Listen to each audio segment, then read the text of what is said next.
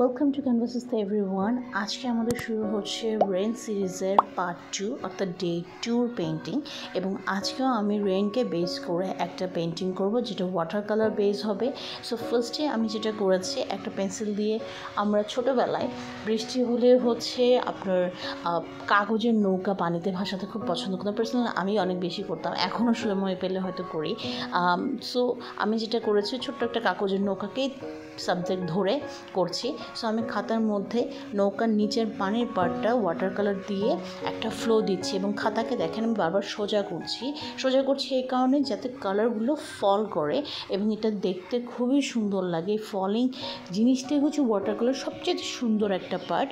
So আপনারাও চেষ্টা করবেন এভাবে করার, কয়েকবার ট্রাই করে দেখবেন, খুব মজা লাগে কাজটা করতে। হ্যাঁ, তো এরপরে হচ্ছে আমি স্কাইটা দিয়ে নিচ্ছি খানিকটা হালকা করে কালার দিয়ে, ওইটাকে আমি ফল করে তারপরে একটা সাইডে একটু গ্রিনিশ দিচ্ছি, যে জিনিসটাকে একটু পেন্টিংটাকে একটু কালারফুল লাগার জন্য, যাতে বৃষ্টির সময় দেখতে তো সব কিছু তো একদম অ্যাবসোলিউট থাকে না, একটু বৃষ্টিতে ভিজা ভিজা থাকে, একটু ফলিং থাকে। সো ওই জিনিসটাই আমি করেছি এখানে।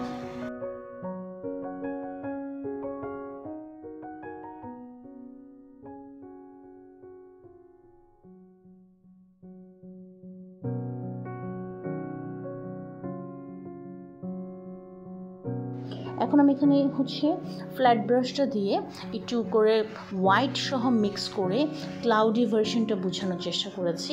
এখানে আমি একদম ছোট তুলি দিয়েও করছি। এরপর আমি নৌকাটা আঁকা শুরু করছি। নৌকাতে আমি হচ্ছে রেড কালার ইউজ করেছি, সাথে একটু অরেঞ্জি প্লাস ইয়েলো মিক্স করে করব। যেহেতু কাগজের নৌকা হবে সেই জন্য যাতে খুব কালারফুল লাগে সে ওভাবে করছে।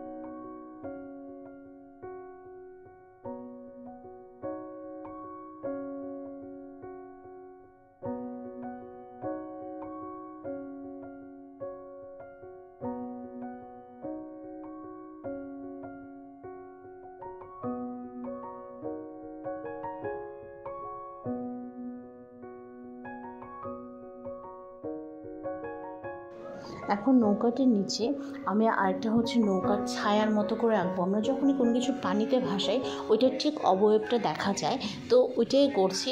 উচিত ছিল যে এটা ওয়াটার কালারটা নিচে বেসটা দেওয়ার আগে করে ফেলা, বাট নো প্রবলেম, কাজটা করা যাবে। কারণ হচ্ছে আমার ওয়াটার কালারগুলো এখনও ওভাবেই শুকায়নি যে কালারটা বসবে না বা এটাকে মিক্স করে করা যাবে না।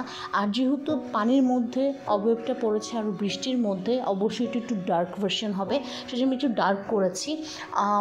সো আপনারা চাইলে আপনাদের মতো করেও করতে পারেন। আমি একটু কালারটাকে আরেকটু তুলে নিচ্ছি। আর প্লিজ প্লিজ প্লিজ ভিডিও দেখতে দেখতে যদি ভালো লাগে অবশ্যই চ্যানেলটা সাবস্ক্রাইব করবেন, শেয়ার করবেন আপনার ফ্রেন্ডস অ্যান্ড ফ্যামিলির সাথে।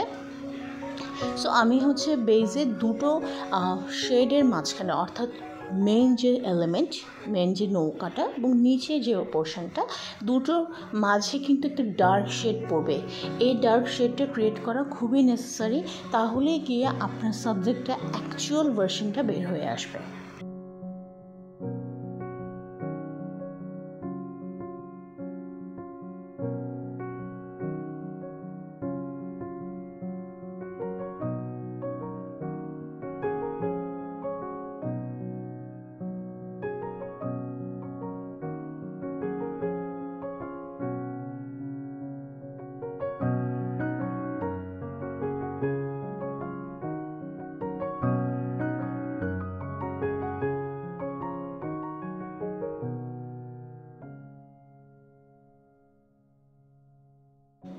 এখন আমি নৌকাটির উপরে হালকা হালকা ওয়েভস দিয়ে দিচ্ছি, যেহেতু পানির মধ্যে বৃষ্টির মধ্যে অবশ্যই অনেক বেশি হাই ওয়েভই হবে। সো আমি ওই ওয়েভি ভার্সনটা দিয়ে এবং উপরে যে একটা জাস্ট গাছের একটা ডালের মতো ব্রাউন কালার দিয়ে এঁকে দিচ্ছি।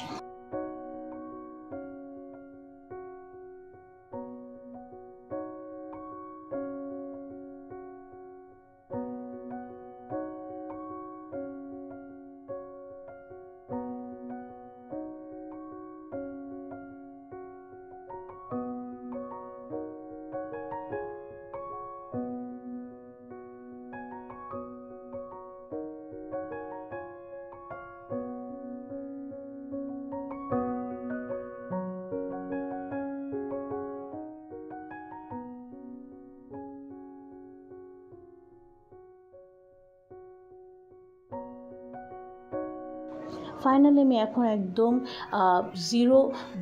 জিরো সাইজের ব্রাশ দিয়ে বৃষ্টির ড্রপসগুলো বুঝিয়ে দিচ্ছি হোয়াইট কালার দিয়ে। সো আপনারা আপনাদের মতো করে দিতে পারেন। হ্যাঁ, চাইলে সেম পেন্টিংটা আপনারা অ্যাক্রিলিকেও করতে পারেন, বাট ওয়াটার কালারের একটা ভাইবই আলাদা থাকে।